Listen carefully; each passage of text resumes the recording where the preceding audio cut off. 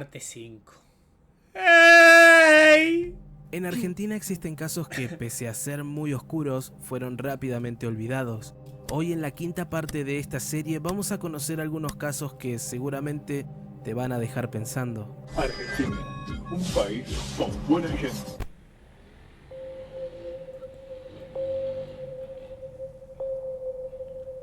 ¡Ay! El de Playbackero, ¿no es?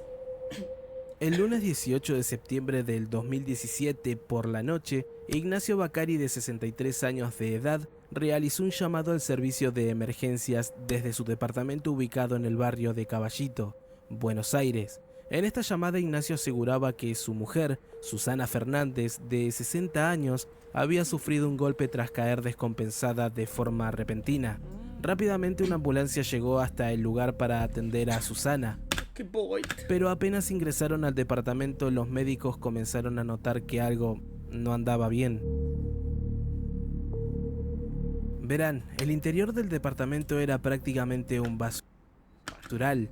Cajas de pizzas amontonadas, restos de comida podrida y ollas con líquidos que desprendían un olor nauseabundo eran algunas de las cosas que se podían ver por todo el departamento. Eso sin contar las cucarachas que caminaban por las paredes, platos y también en los restos de comida podrida. Pero además se percataron de que el olor de la basura a su vez se combinaba con el de las heces humanas que también estaban por todo el departamento. ¿Pero por qué no cagan en el water? Ah, y perdón si justo estás comiendo. Ahora los médicos fueron hasta la habitación O sea, ¿no pueden cagar en el inodoro? de Susana para atenderla. Y ¿No es hasta más cómodo? O sea, apoyás tu culo y cagás sentado.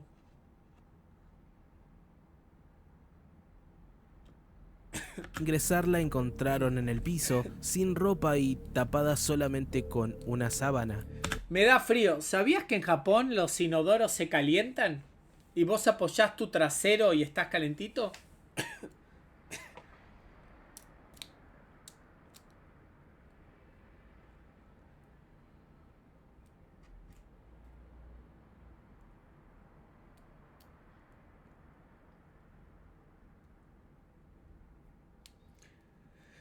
¿Y si mejor cerrás el culo? ¿Y si mejor me chupás la polla? ¿Y si mejor chupas mi polla? Y justo cuando se preparaban para atenderla, se dieron cuenta de que la mujer no tenía signos vitales. Pero además se percataron de otro detalle: el cuerpo estaba en un estado avanzado de descomposición, es decir que llevaba varios días sin vida. Rápidamente los médicos dieron aviso a la policía sobre esta extraña situación, así que también se hizo ¿Que la tengo pequeña? presente un equipo de investigación. Mientras esto pasaba, los oficiales comenzaron a interrogar a las dos personas que vivían en el departamento, además de Susana. Uno de ellos era Ignacio Bacari, de 63 Chavales, si Dios quiere, cuando vuelva a Japón, ¿me van a dejar hablar de Japón o no voy a poder hablar de Japón en Japón? años, quien, como mencionamos, era el esposo de Susana. Pero en el lugar también vivía el hijo de este matrimonio, Ezequiel Bacari, y sobre quien se centraron principalmente las críticas. Verán, en aquel momento Ezequiel tenía 25 años, no solía salir a ningún lado, apenas bajaba del departamento para recibir a los deliveries de comida 2 veces al día, una a la hora del almuerzo y otra a la hora de la cena. Pero Para vos tengo un regalito, Velvet. Esta. a pesar de no tener vida social, lo que sí tenía era una vida Tenés que decirme qué nombre querés para tu Pokémon. activa en redes sociales. Era el dueño de un canal de YouTube Sí, youtuber. llamado El Playbackero, canal que en la actualidad cuenta con 127.000 suscriptores, aunque está abandonado. En este canal Ezequiel subía contenido de videojuegos, incluso en varias ocasiones creaba contenido jugando con suscriptores, nada fuera de lo normal. Pero ahora ha tenido jugando con suscriptores, nada fuera de lo normal. Pero ahora regresemos un momento al departamento para atar algunos cabos. Verán, los forenses determinaron que Susana llevaba fallecida en el departamento al menos 5 días. Qué locura. Por ende, si el llamado a emergencias por parte de Ignacio Bacari fue realizado el lunes 18 de septiembre del 2017, quiere decir que la mujer falleció el 13 de ese mismo mes. Ahora, si nos vamos al canal de Ezequiel, figura que su último video fue publicado el 15 de septiembre, lo que quiere decir que mientras Ezequiel estaba jugando y grabando un video con suscriptores, el cadáver de su madre llevaba por lo menos 2 días descomponiéndose dentro del mismo departamento. Y lo más curioso de todo esto es que si reproducimos el video, podemos notar a Ezequiel interactuando con sus suscriptores como si nada. Hola gente de YouTube, soy Ezequiel Plebaquero y bienvenidos a un nuevo gameplay del Call of Duty Black Ops 2 en su versión de PlayStation 3. Y el día de hoy, porque esta gente me está esperando, vamos a jugar Prueba tu suerte. La conexión no es de la mejor, pero antes de comenzar con este video y antes de desmutear a todos, les quiero comentar, porque he leído muchos comentarios últimamente en estos videos de minijuegos. Los peritos del cuerpo médico forense determinaron que Susana tuvo una muerte natural producto de un edema de pulmón. Amigo, qué locura, se estaba jugando una partidita chill con la madre muerta. Este caso nunca deja de dejarme loco, amigo. Y descartaron la posibilidad de un asesinato. Pero lo que comenzó a resonar fuerte fue el delito de abandono de persona. Ahora muchos pueden pensar que Ezequiel e Ignacio simplemente no se percataron del fallecimiento de Susana, lo cual sigue sonando descabellado. Verán, en el año 2014, Susana había sido diagnosticada con obesidad mórbida, una enfermedad crónica que puede llegar a incapacitar a una persona. Un vecino del edificio comentó a los medios que durante un tiempo solía ver a Susana bajando a recibir la comida que encargaban por delivery, y en una charla con ella le comentó que había sido diagnosticada también con depresión, y luego de esa charla no la volvió a ver nunca más. Para ese momento Susana ya había quedado postrada en una cama. No, ¿cómo pone no, Camila? Era lo que se creía, ya que se supo que en realidad la mujer vivía en el piso y si necesitaba moverse a alguna parte del departamento, lo hacía arrastrándose, incluso por encima de la basura y cucarachas que había en el lugar. Esto se sabe gracias al testimonio de un plomero que trabajó en el departamento días antes del fallecimiento de Susana. También comentó que estuvo 2 días descompuesto por el mal olor del lugar plagado de cucarachas, basura acumulada, heces humanas y comida podrida, hasta el punto que luego de trabajar aquel día decidió renunciar y no volver nunca más al edificio. ¡Para! Aseguró haber alertado a la recepción sobre las condiciones en las que esta familia vivía, pero que no se tomaron cartas en el asunto. Los vecinos por su parte organizaban reuniones de consorcio para hablar sobre este tema, pero ni Ignacio ni Ezequiel se presentaban. Es más, en una ocasión Ignacio respondió a la invitación con un mail donde les decía que no se metan con su forma de vida, por lo que era prácticamente imposible dialogar con ellos. Tanto vecinos del primero como de otros departamentos han escuchado insultos que son irreproducibles, salvo que lo cite textual, pero son muy fuertes. ¿Ella tenía maltratos por parte de su familia? De ambos. Sí, se escuchaban los gritos de ambos, pero un maltrato... ¿Qué tipo de cosas le decían que ustedes podían escuchar? Te cito textual, el chico le ha llegado a gritar varias veces... gorda sucia, lavate la concha. Se han escuchado golpes también. ¿Para qué no podrán hacer de denuncia? ¡Gorda sucia, lavate la concha! ¡Gorda sucia, lavate la concha! ¿Te puedo decir a vos, gorda sucia, lavate la concha?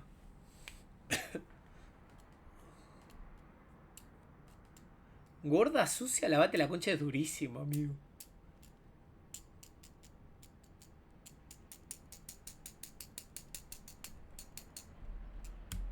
En ese caso, hemos hecho lo que hemos podido hacer.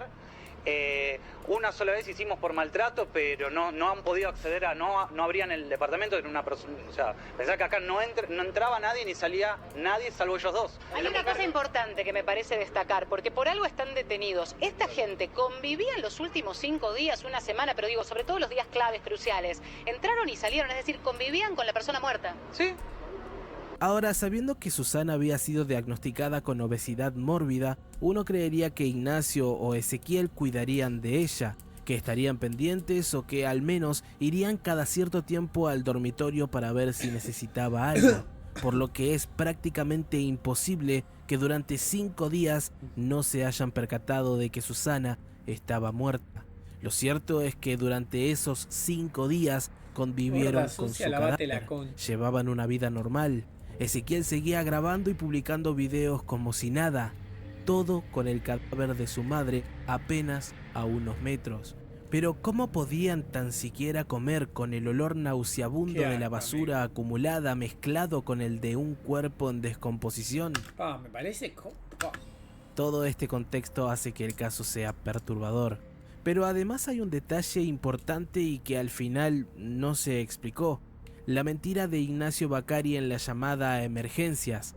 ¿Qué motiva a Ignacio a mentir diciendo que su esposa se descompensó y se golpeó siendo que ya tenía varios días sin vida? Cuanto menos es sospechoso.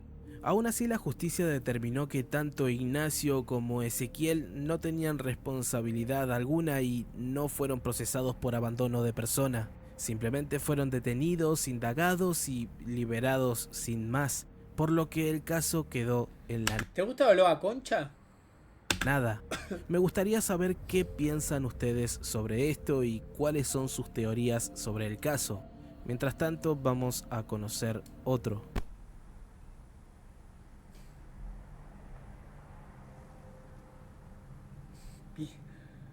Matías Jurado. Muchos de ustedes me vienen pidiendo que traiga este caso al canal desde hace bastante tiempo, pero sobre todo los pedidos aumentaron desde que iniciamos con esta serie, así que hoy vamos a conocerlo en profundidad, a ver de qué se trata. El 11 de junio de 2025, los familiares de Juan Carlos González, de 60 años, denunciaron su desaparición en la provincia de Jujuy. Según las primeras investigaciones, la última señal registrada de su teléfono se detectó en las cercanías del arroyo Las Martas. Este arroyo atraviesa un barrio llamado Alto Comedero.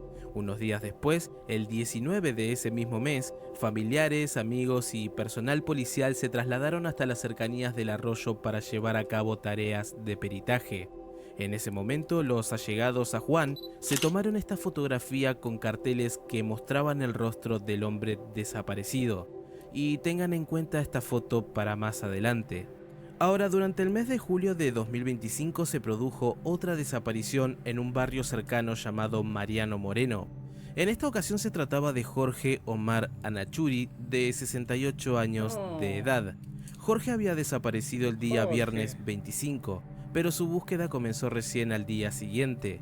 Ahora los investigadores decidieron comenzar la búsqueda en una zona que Jorge solía frecuentar, así que fueron a revisar las grabaciones de las cámaras de seguridad ubicadas en la intersección de las calles Bermejo y Horacio Guzmán. Pobre Jorgito, amigo. No, para.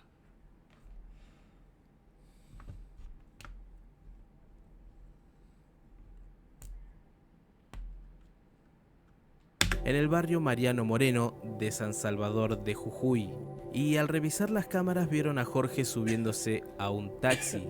Así que en ese momento comenzaron a revisar otras cámaras para obtener el número de patente del auto e ir a buscar al dueño para interrogarlo.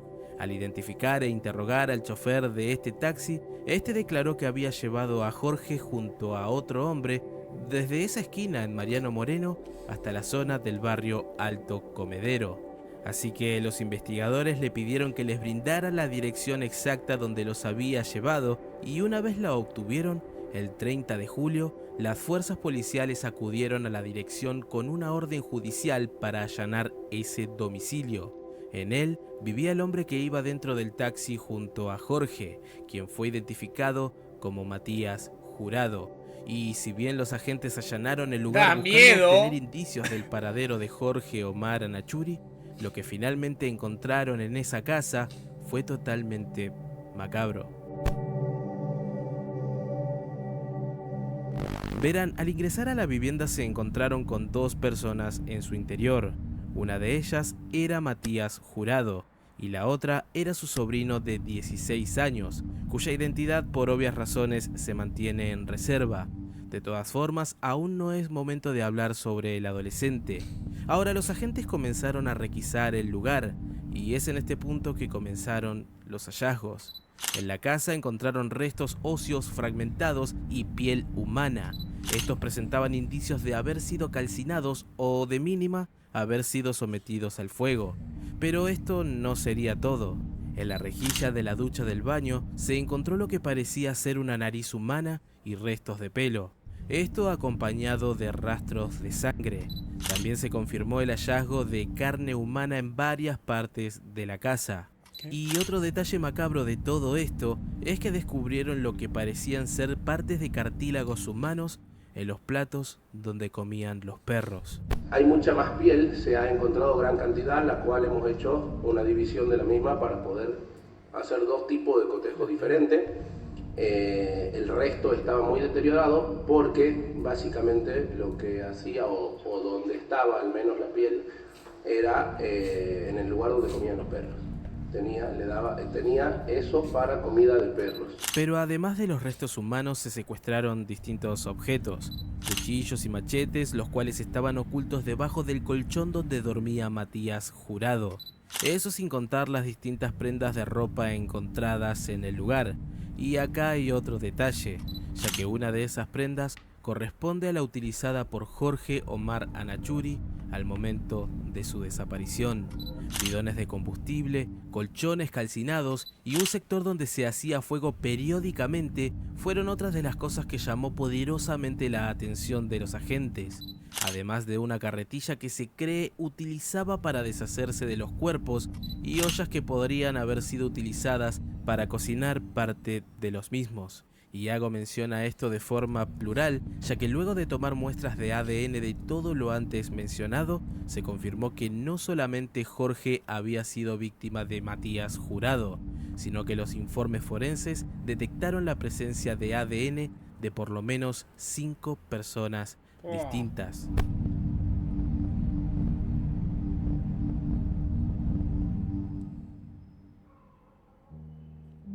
Todo apuntaba a que estaban en presencia de un nuevo asesino serial en Argentina, por lo que ese mismo día tras el allanamiento Matías Jurado fue detenido.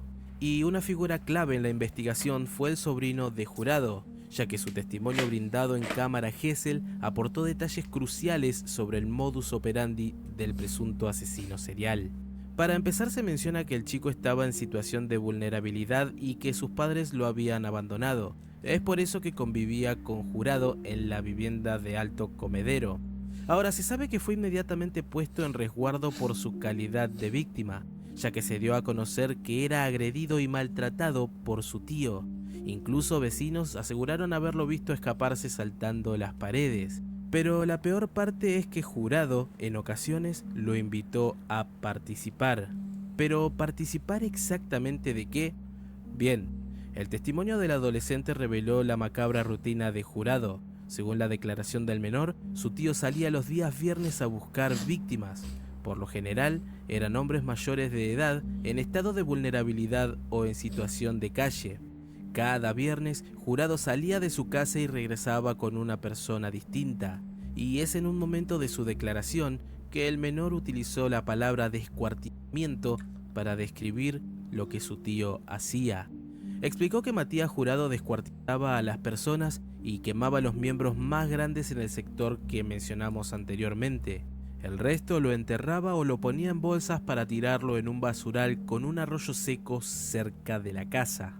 Utilizaba la carretilla encontrada en el lugar para trasladar los restos. Y acá es momento de hacer una pausa para explicar una hipótesis. Verán, una de las víctimas identificadas con el ADN encontrado en la casa de Matías Jurado es Juan Carlos González, cuya desaparición mencionamos al inicio. Ahora, ¿recuerdan la foto que les dije que tengan en cuenta para más adelante? Bien, si hacemos zoom en una parte de la foto, podemos ver a un hombre encapuchado llevando una carretilla que aparece de fondo.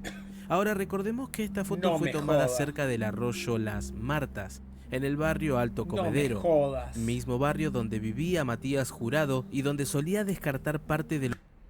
No me digas que llevaba a su tío ahí.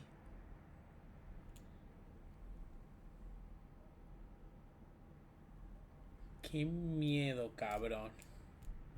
Los cuerpos, llevándolos en una carretilla a un arroyo cercano, según la declaración de su sobrino.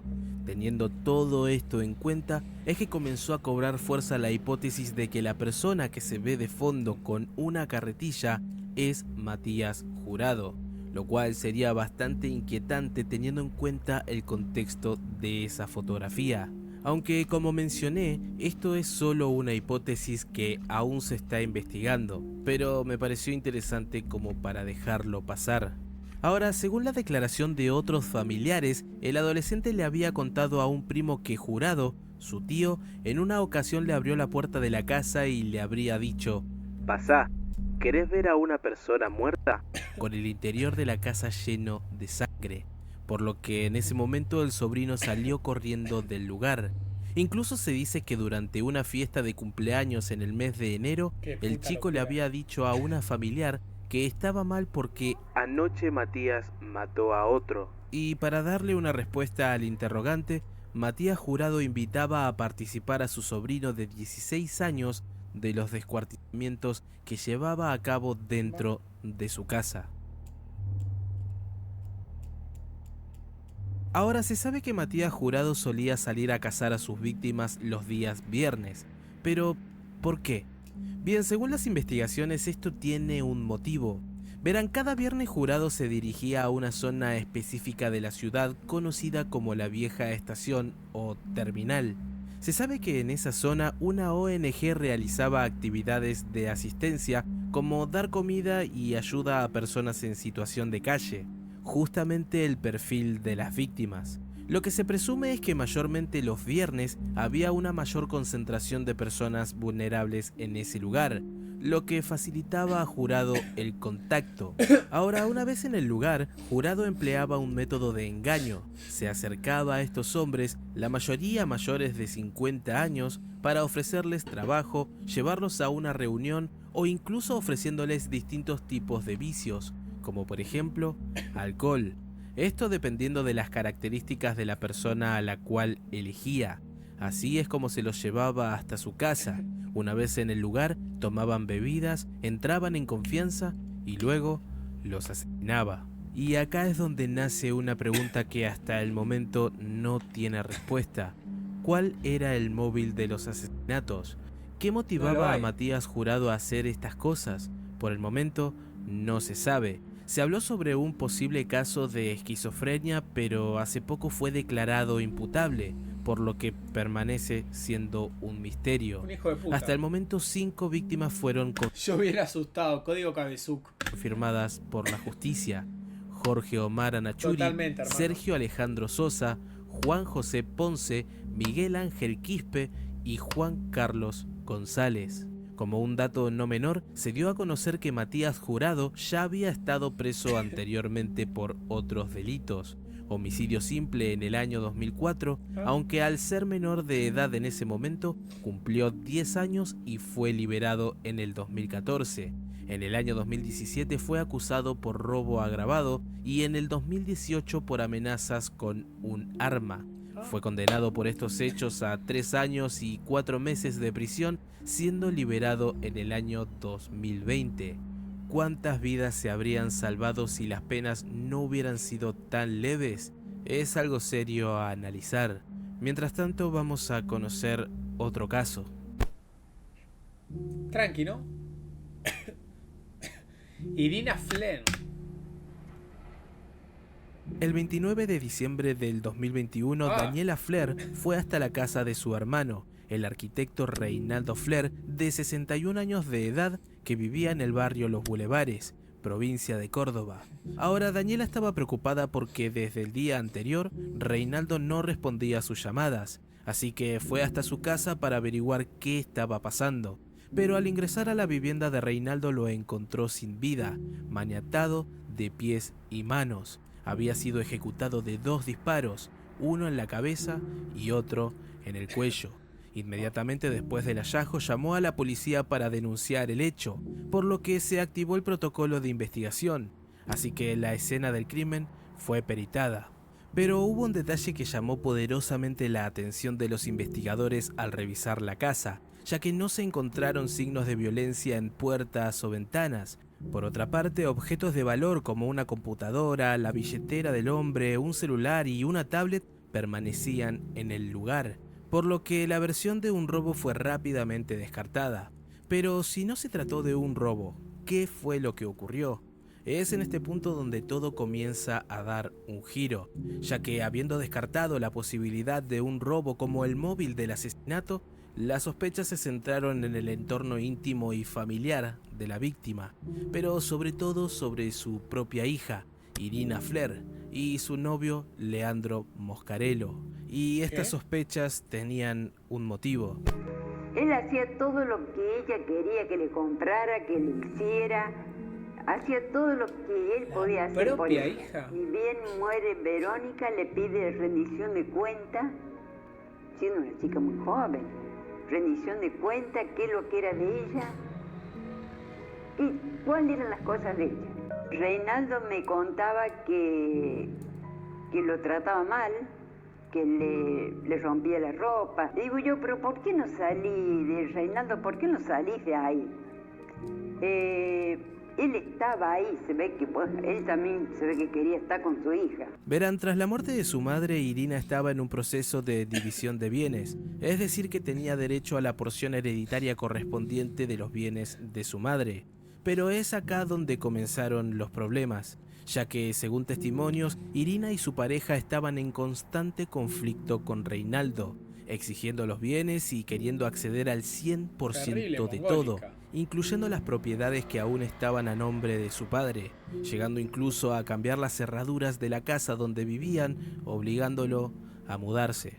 Hola Dani, ¿cómo andás? Te mando un audio porque estoy acá en la casa ahora trabajando. Era para ver, estaba pensando, quería hacer un acta, por lo que Irina me cambió la cerradura de la puerta. Quería hacer un acta para dejarlo asentado. Y te quería preguntar si te parece conveniente que venga con el acta y la haga en la puerta de la casa. No sé si te parece alguna que van en particular. A su propio viejo. O no sé, si tenés alguna recomendación. Pero los bienes de su madre no eran el único motivo de conflicto entre Irina y Reinaldo, sino que, según las investigaciones, también quería el patrimonio total de su padre, el cual fue estimado en una cifra superior a los 2.6 millones de dólares. ¿Qué?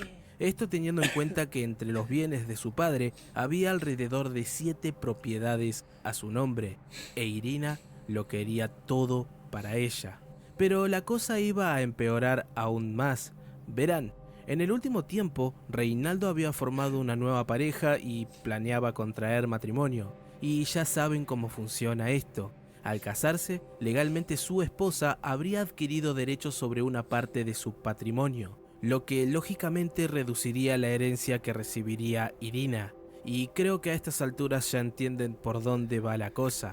Pero es mongólica porque es porcentual. O sea, los hijos legítimos siempre tienen un porcentaje mayor que las parejas. O sea, imagínate, la hija, si el padre moría, él casado, ella se llevaría 2 millones de dólares. La noche del 28 de diciembre del 2021, aproximadamente a las 22 horas, el arquitecto llegó a su propiedad a bordo de su auto, se estacionó sobre la vereda e ingresó solo a su hogar. Pero justo llegando a la puerta, 2 personas salieron de un costado de la casa y lo hicieron ingresar a la fuerza.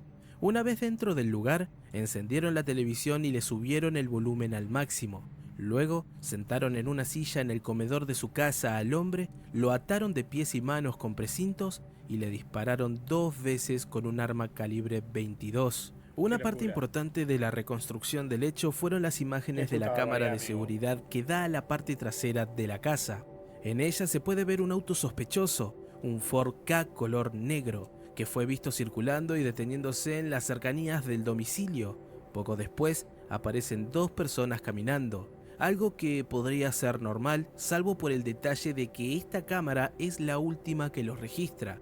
Es decir que las cámaras siguientes en esa dirección no registran a las 2 personas siguiendo su rumbo, lo que significa que se detuvieron en ese lugar donde se ubica una cerca en mal estado que da al patio trasero de la casa y por donde finalmente terminaron ingresando estas 2 personas, o mejor dicho, estos 2 asesinos. identificados como Samuel Moscarello, hermano de Leandro Moscarello y pareja de Irina, y David Silvestre, un amigo de la pareja e identificado como el dueño del Ford Ka negro utilizado para el traslado. Ambos fueron señalados como los autores materiales del crimen y fueron a su propio padre por plata, que es plata que igual te iba a llegar tarde o temprano. Detenidos. Por otra parte, Irina Fler fue detenida junto a su novio Leandro Moscarello tras ser imputados en la causa como partícipes necesarios del homicidio agravado por arma de fuego. Pero también apareció un quinto acusado, David Suárez, quien fue señalado como el chofer que permaneció al mando del Ford Ka negro que se ve en la cámara de seguridad. Estando detenida y a la espera del juicio, Irina Fler dio una nota donde negaba todas las acusaciones en su contra. Me pesa muchísimo de que básicamente me ponen a mí como autora. Era la única sangre que me quedaba, aparte de mi hija, después del nacimiento de mi hija. Yo como siendo hija voy a mandar a hacer algo así de esa manera, sabiendo que es la única sangre que tengo. El lunes 1 de julio comenzó el juicio. Las pruebas... Habla de sangre. O sea, yo a mi papá lo llamo papá. No le digo a mi padre, es mi sangre. No, le digo mi papá. O sea, ¿cómo vas a hablar de sangre? De sangre con tu propio padre. O sea, yo a mi papá le digo papá. ¿Cómo le vas a decir de sangre? O sea, si solo un vínculo sanguíneo, no vea como su padre. O sea, ¿cómo voy a matar a mi papá? O sea, cuando te hacen esa pregunta, a ver, o sea, vos ponete a pensar, si te hicieran la pregunta de ¿vos mataste a tu padre? Vos respondés con ¿cómo voy a matar a mi papá? No vas a decir ¿cómo voy a matar a la única sangre que me queda? Nadie responde así. Es ilógico. Marca mucha frialdad, mucha diferencia con su padre. En contra de Irina y todos los partícipes eran tan contundentes que incluso dos de los acusados, Samuel Moscarello y David Silvestre, quienes aparecen en la cámara de seguridad, admitieron su responsabilidad en la ejecución del asesinato, aunque insistieron con que Irina y Leandro no tuvieron nada que ver con el hecho. Mientras tanto, la pareja se mantuvo negando su culpabilidad. Durante el juicio habló por primera vez Miriam Sima, última pareja de Reinaldo Fler, quien apuntó duramente contra Irina. En las dos oportunidades le dijo que lo iba a matar. ¿Por qué se dio esa discusión? Porque no era una buena persona. Reinaldo siempre me decía, es un maleante. Eso me decía, las palabras de Reinaldo eran esas. ¿Irina le pedía los bienes, quería la herencia? Todo, quería todo. Ella quería el 100% de todo. ¿Qué era ese todo?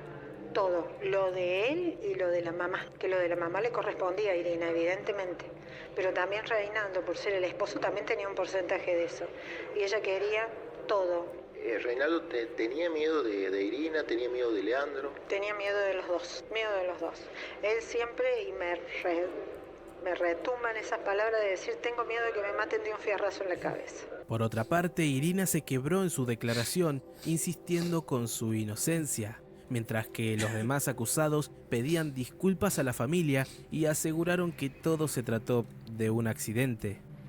Terror, desde anoche que tengo espasmos, me siento mal, porque voy a estar siendo condenada a una cadena perpetua, viviendo 22 años y una hija de 3 años afuera, por un delito que no he cometido, que no he participado en ningún momento.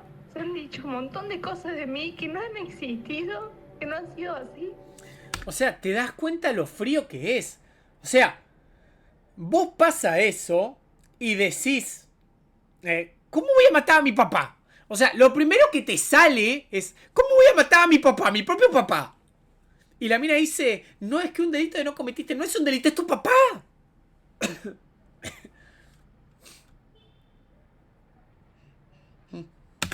Solamente quiero limpiar mi nombre, quiero volver a casa con mi hija. Es lo único que quiero hacer. Y yo con esta condena. Pero no dice, mataron a mi papá. Me quitan el poder de ser madre, de poder vivir con mi hija y poder criarla. Ella es la única sangre que tengo y es la única más verdadera que tuve en toda mi vida. En primer lugar quiero aprovechar aprovechar esta palabra para pedirle perdón a la falta, por favor, a la familia Flair, a la madre, la hermana, el hermano. Y en segundo lugar, pedirle al tribunal, al jurado, que considere que nosotros no somos asesinos, sicarios, nada de eso que se mencionó acá. Ante todo, pidiendo perdón a la familia Flair. ¿Cómo pegás 2 tiros en la cabeza a alguien por accidente? En el cual nadie quería hacer daño a nadie, fue un accidente, iba muy a robar y se produjo el accidente. Quería pedirle perdón a mi hermano, a Irina, a mis padres también, que por este motivo se fueron de Córdoba. Finalmente, Irina Flair junto a 3 de los 5 acusados fueron condenados a la pena de prisión perpetua. El quinto acusado, David Suárez, quien manejaba el Ford Ka aquella noche, fue condenado a 13 años de prisión. Irina Flair fue consumida por el odio y la codicia, y el querer quedarse con todo la llevó a quedarse sin nada. Pero me interesa saber qué opinan ustedes sobre todo lo que vieron el día de hoy. Aún quedan muchísimos casos más que quedaron a... O sea, su propio padre, amigo. Su propio padre. Vos date cuenta. Su propio padre, cabrón.